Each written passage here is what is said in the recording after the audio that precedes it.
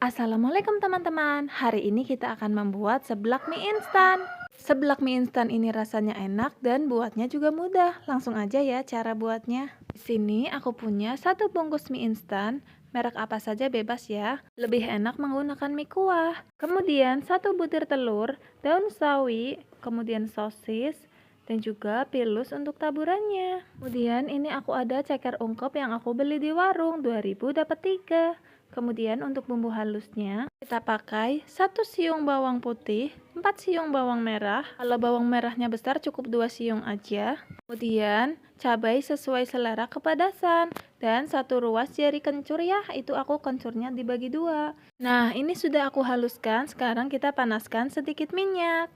Kita tumis bumbu yang sudah kita haluskan tadi. Setelah aromanya harum dan bumbunya sudah agak kering, sekarang kita beri air sekitar 1 mangkuk ya. Kemudian kita masukkan 1 butir telurnya, kita hancurkan ya. Kita aduk-aduk seperti ini. Kemudian kita masukkan eminya dan juga kita masukkan bumbu eminya.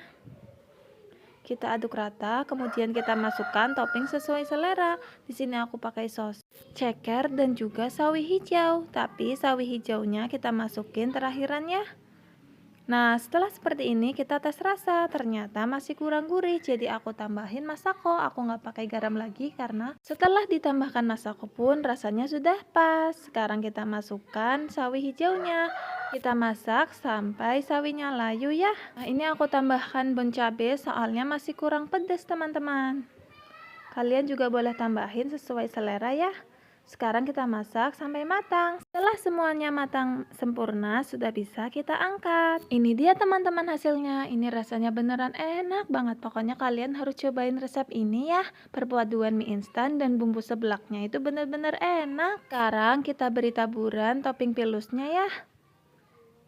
Nah, ini makin mantul teman-teman. Pokoknya kalian harus cobain resep ini ya, insya Allah nggak menyesal. Kalau kalian rasa konten aku bermanfaat, jangan lupa subscribe channel Hoki Koki agar aku semakin semangat berbagi resep makanan yang enak-enak lainnya. Terima kasih teman-teman. Assalamualaikum, selamat mencoba.